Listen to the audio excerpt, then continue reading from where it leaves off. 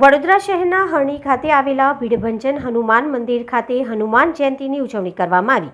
હનુમાન દાદાના જન્મ ઉત્સવ પાવન પર્વ દિવસ પર વડોદરા સ્થિત આવેલા ભીડભંજન મંદિર ખાતે ખૂબ જ મોટી સંખ્યામાં હનુમાન દાદાના જન્મ ઉત્સવ નિમિત્તે દર્શન માટે ભાઈઓ ભક્તોનું ઘોડાપૂર ઉમટી પડ્યું હતું। આ મંદિર આશરે 40 થી 50 વર્ષ જૂનું મંદિર છે। આ મંદિરની ખાસિયત એ છે કે કોઈ ભાવિ ભક્તો પોતાની શ્રદ્ધા કે માનતા લઈને આવે છે તો તેમની શ્રદ્ધા અહીંયા જલ્દીથી પૂરી થઈ જાય છે।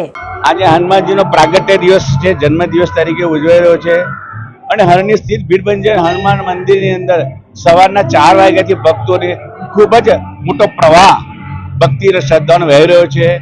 એની પાછળના અનેક કારણો છે અને શાસ્ત્રમાં બતાવ્યું છે કે સ્કંદ પુરાણમાં વિશ્વામિત્ર મહાત્મ્યની અંદર શ્રી ભીડભંજન મહાદેવ મંદિરનો મહિમાવંત ગાથા વર્ણન કરેલું છે કે આ સ્થળી પર પ્રભુ શ્રી રામજી અને ભગવાન શ્રી કૃષ્ણ આ સ્થળી પર પધાર્યા હતા અને વિશેષ કે પ્રભુ શ્રી રામજીના જે વરદાન પ્રમાણે રામજીએ જે હનુમાનજીની આજ્ઞા આપી એ પ્રમાણે હનુમાનજી મહારાજ મનુષ્ય સ્વરૂપે એ બિરાજમાન છે અને મનુષ્ય રૂપનો અર્થ એ થાય છે કે હનુમાનજીએ પોતાનું વિરાટ રૂપ, ભયંકર રૂપ, વાનર રૂપ ત્યાગીને મનુષ્ય સ્વરૂપે હનુમાનજીની આજ્ઞાનુસાર બિરાજ્યા છે।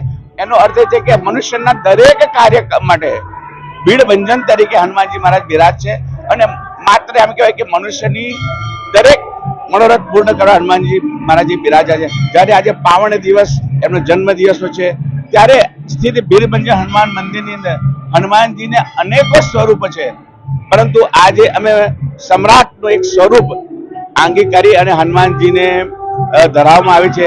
આજે હનુમાનજી મહારાજ એક રાજા તરીકે બિરાજ્યા છે। જેવી રીતે રાજાની પાસે પ્રજા દરેક પોતાના સમસ્યા લઈને આવતી હોય અને રાજા દરેકની સમસ્યા દૂર કરે એ ભાવથી આજે હનુમાનજી મહારાજ રાજા છે અને ખરેખર કલયુગના રાજા છે અને કલયુગના તો કારણ કે ચારો યુગ પ્રતાપ તો મારે હે પ્રસિદ્ધ જગત ઉજિયારા અને રામાયણ કાળ પ્રમાણે કે અયોધ્યાના રાજા તરીકે પણ એમનું એક બિરદાવલી કરેલી છે। તો અયોધ્યામાં હનુમાન ગદ્દી છે એ રાજા તરીકેનું ઉપમા છે અને ત્યાં પણ ત્યાંના ગદ્દીના રાજા હનુમાનજી છે।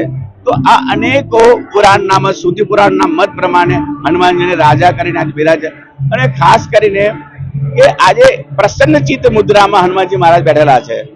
એને બીજું એક કારણ છે કે પ્રભુ શ્રી રામજી અયોધ્યા બિરાજ્યા છે તો એક અમારી શ્રદ્ધા અમારો ભાવ છે કે હવે હનુમાનજી મહારાજ થોડાક નિશ્ચિત આનંદ કે મારા પ્રભુ પણ બિરાજ્યા છે તો નિરાત અને શાંત મુદ્રામાં આજે એ મુદ્રા અમે પ્રસન્ન કરી અને હનુમાનજીને બિરાજમાં છે અને એ વરદાયી છે કે દરેકના અભયદાતા વરદાન છે કે દરેકના વરદાન આપે છે કે જે હોય સકલ મનોરથ હોય તુમારે એ રીતે કે દરેકના મનોરથ પૂર્ણ કરવા હનુમાનજી મહારાજ અને ભીડભંજનમાં બેઠેલા છે। આ મંદિરની ગાથા દ્વાપર ને ત્રેતા યુગ સાથે જોડાયેલું છે કારણ કે પ્રભુ શ્રી રામજી આવેલા ત્યારે ભગવાન શ્રી દ્વાપર ને ત્રેતાની કથા છે અને અમારી આજે અમે 10 નામ ગોસ્વામી પરિવાર ની 10મી પેઢી એક જ પરિવાર પૂજા કરતું આવ્યું છે। હર્ષદગીરી ગોસ્વામી।